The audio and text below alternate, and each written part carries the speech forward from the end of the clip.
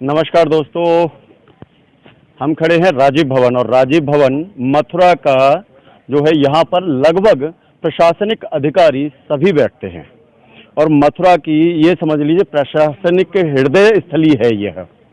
यहाँ सरकार की जितनी योजनाएं आती हैं, जितनी चीज़ें आती हैं, वो सिर्फ ये भवन आप देख रहे होंगे मेरे पीछे जो भवन बना हुआ है, इसी में वो सारे अधिकारी बैठते हैं जो एक छोटे बच्चे से लेकर के एक बुजुर्ग तक की योजनाओं को क्रियान्वित करते हैं और यहाँ से ही उन लोगों तक वो योजनाएं पहुँचती हैं। और वो योजना किन के जरिए पहुँचती हैं? अधिकारी तो ऑफिस में बैठते हैं, लेकिन कुछ कर्मचारी होते हैं जो इन योजनाओं को धरातल पर लेकर आते हैं और वो योजना जो लेके आते हैं ना, वो सिर्फ और सिर्फ संविदा कर्मचारी होते हैं। अदरवाइज सरकारी अधिकारी कहूँगा या सरकारी कर्मचारी कहूँगा तो ये थोड़ा झूठ होगा, क्योंकि सरकारी तो सरकारी है।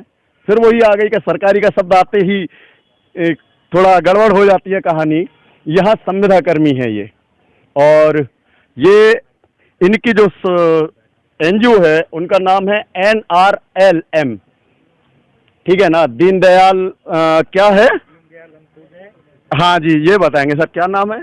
दीनदयाल अंत्योदय राष्ट्रीय ग्रामीण आजीविका मिशन। आजीविका मिशन। लेकिन ये आजीविका तो जब देंगे किसी को जब इनकी मिल जाएगी।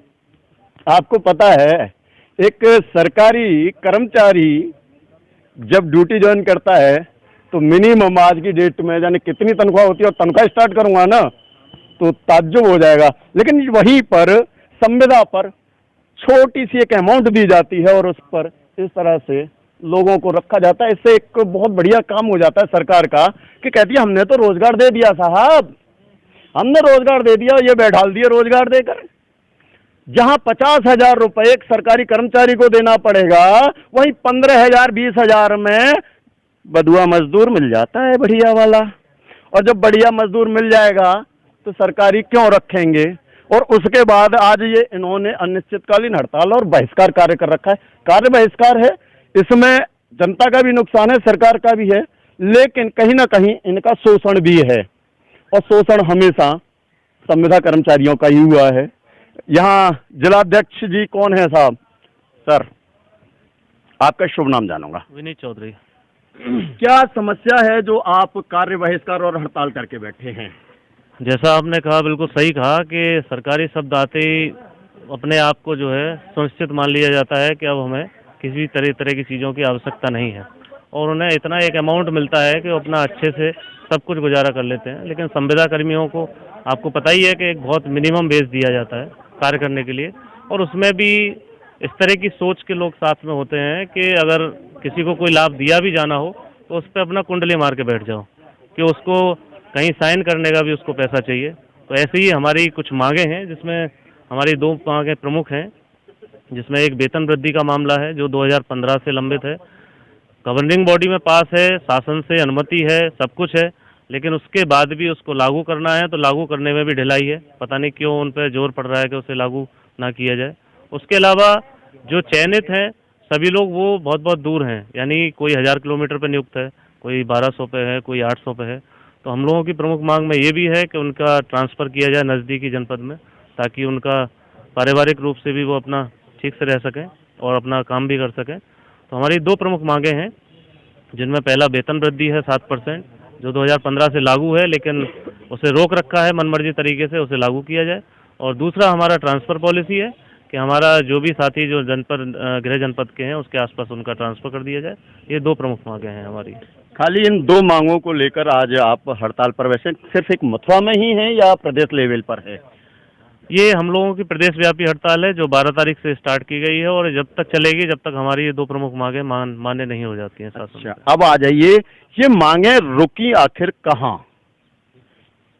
ये प्रदेश में यहाँ पर सिर्फ मथुरा के अधिकारियों ने रोक रखी, या इससे ऊपर प्रदेश लेवल पर लखनऊ से रुकी हुई हैं? आखिर ये जो आपकी समस्याएं हैं 2, ये रुकी कहाँ से हैं जब सरकार ने पास कर दी? तो जी, इसके लिए क्या होता है कि जब भी इस तरह की योजनाएं लागू की जाती हैं तो उसका एक संगठनात्मक ढांचा होता है, जिसकी लगातार 3 माह में एक बैठक होती है, और उस बैठक में ही तमाम तरह के निर्णय लिए जाते हैं। उस बैठक में निर्णय ले लिया गया है, प्रमुख सचिव भारत सरकार के द्वारा भी पत्र चिट्ठी जारी कर दी गई है कि ये लागू कर दी जाए। लेकिन फिर बीच बीच में इनके तमाम तरह के अनुमोदन होते हैं, जो कि वित्त विभाग से इन्होंने अनुमोदन मांगा और उनके द्वारा जो है योजना में ये वित्त का पैसा नहीं है एक्स्ट्रा, उसको लेकर उन्होंने रिजेक्ट कर दिया है। ये कहा गया उसके द्वारा कि वित्त पर ज़्यादा प्रभाव पड़ेगा तो ये हम संविदा कर्मियों को नहीं दे पाएंगे। अगर आप संविदा कर्मियों को देते हैं तो हमें सबको देना पड़ेगा, तो इससे वित्त पे प्रभाव पड़ेगा और हम आपकी मांग नहीं मान पाएंगे। ये कहा गया है वित्त विभाग द्वारा। ट्रांसफर पे क्या दिक्कत है? और ट्रांसफर पे उनकी कोई निर्धारित पॉलिसी नहीं है। जो पूर्व में पॉलिसी थी उस पर उनके द्वारा कोई काम नहीं किया जा रहा है। पहले था कि जो हमारे ब्लॉक पे कर्मी कार्यरत हैं उनको ब्लॉक में ही, मतलब एक ब्लॉक छोड़ के दूसरे ब्लॉक में तैनाती दी जाएगी। पहले उस पॉलिसी को इन्होंने दरकिनार करके अब कोई नई पॉलिसी लाने के मूड में नहीं है। ये कह दिया कोई ट्रांसफर नहीं होगा, कोई ट्रांसफर नहीं होगा। समस्या मैंने कहा था ना कि मैंने आपसे कहा था कि कहीं अगर समस्या खड़ी होती है तो वो ये संविदा कर्मचारियों के लिए खड़ी होती है। और संविदा कर्मचारियों के लिए किस लिए होती है? अगर यही सरकारी विभाग में होते और ये हड़ताल पर बैठ गए होते तो अब तक शायद समस्या का समाधान हो गया होता और इनकी जो मांगे होती ना, नाजायज मांग भी होती तो शायद पूरी हो गई होती। और वो किस तरह से होती कि अगर इनकी 25,000 तनख्वाह और इन्होंने 50,000 की शर्त रखी होती तो वो 51,000 हो जाती और इनको खुश कर दिया जाता, क्योंकि सरकार के सिस्टम पर असर न पड़े। संविदा कर्मचारी हैं, हटा दिए जाएंगे, दूसरे संविदा कर्मी इनकी जगह लगा दिए जाएंगे। सरकार का फार्मूला है रोजगार हमें देना नहीं और बेरोजगारी खत्म करनी नहीं। अगर रोजगार देंगे तो उसका एक तरीका करेंगे कि इस तरह से प्रताड़ित करेंगे और इन संविदा कर्मियों को हटाएंगे, दूसरे ला देंगे और कह देंगे हमने तो रोजगार दे दिया। लेकिन ये नहीं देखेंगे कि ये जिनको रोजगार दिया था वो तो बेरोजगार हो गए, क्योंकि हड़ताल कर रहे हैं तो कहीं ना कहीं इनके ऊपर गाज भी गिरी जा सकती है, क्योंकि आपने हड़ताल किस बेस पे की और किस बेस पे की, तो इसका नतीजा हो सकता है कि ये बेरोजगार हो जाए, इनकी जगह दूसरा हो जाएगा। सरकार है, कुछ भी कर सकती है, हमेशा मनमानी की और करती रहेंगी। एक चीज और आज जरूर कहूंगा, क्योंकि इस शब्द को शायद ही कोई कहेगा, अंग्रेजों से हमें आजादी मिल गई लेकिन अंग्रेजी सिस्टम से नहीं मिली। जो अंग्रेजी शासन में सिस्टम चलते थे वही सिस्टम आज भी लागू है और कहते हैं हम कि हमने अपना सब कुछ पा लिया, आजादी पा ली। लेकिन अगर संविधान को पढ़ो और संविधान के सिस्टम को पढ़ो तो मैं नहीं समझता कि धरातल पे इंडिया का कहीं भी संविधान चल रहा है।